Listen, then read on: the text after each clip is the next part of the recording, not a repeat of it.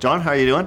Doing great, Ronald. How are you? Good. It's been a long time. Yes, it sure has. I think we first met, I was trying to remember when we first met. I think I was like a third year and you were at Hasco, if I remember right. Yeah. Almost 20 years ago. Yeah, I did Hasco. I joined Hasco right out of PW, actually, in 1994.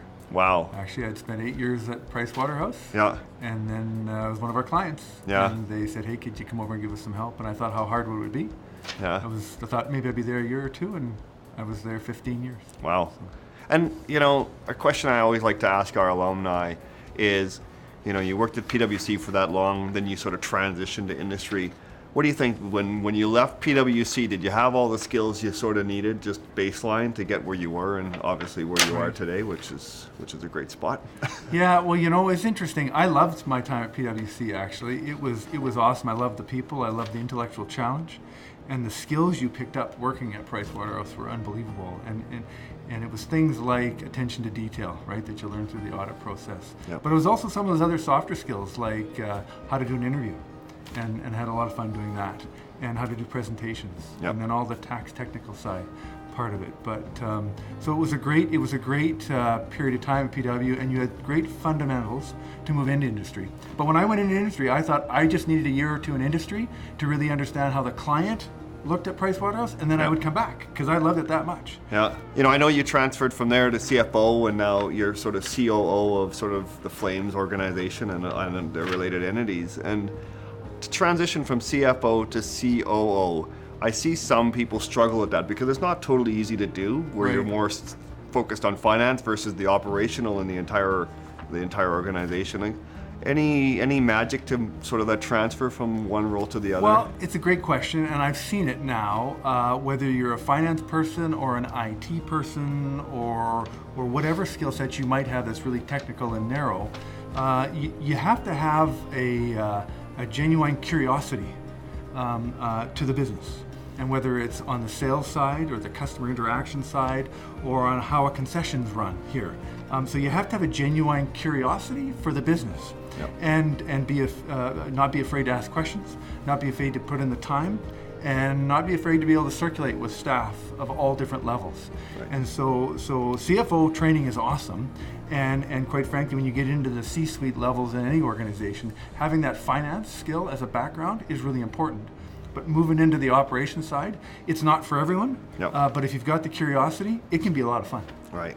How much time do you spend looking at, well, what else is out there? How else can we sort of improve performance with our players or improve experience for customers and different things like that? Right. You spend a lot of time on. So if I told you this morning, we spent 2.5 hours in a boardroom, we're kicking off our budget planning season for next year, and we spent an hour and a half talking about inescapable change. And it is all about this smartphone and what it's doing to the customer and our fans. There is so much more option out there. They have everything at their disposal at any time, and their choices are immense. And so it is changing the behavior of our customer, for sure, in a number of ways. And so we sat there for an hour and a half just brainstorming about all the different ways the business has been impacted, and what we should be thinking about going forward. And so when you think about customer experience, when I look at PwC, we hire anywhere between sort of 70 to 100 new starts every year, and really they're our front line. No different than you, the people in the concession and all around the different stadiums. They're really your front line. How much time do you talk to them about customer experience and really making a difference for the customer? So 4 pillars. We're Calgary Sports and Entertainment Corp. That's our umbrella. Yeah. That's CSEC. That also stands for courtesy, safety, excitement, and clean. It is all about the fan experience. And so part of my job as COO is to roam the concourse and the event level and interact with staff, make sure that we're smiling with our customers when we meet them, thank them for coming to the game, and creating an environment and a fan experience that's unique and will draw them back. We really encourage our staff to get involved in the community, and we are very involved in the community as an organization. It's very important to us. I know the Flames are as well. How do you promote that amongst your people to really get involved in the community and give back?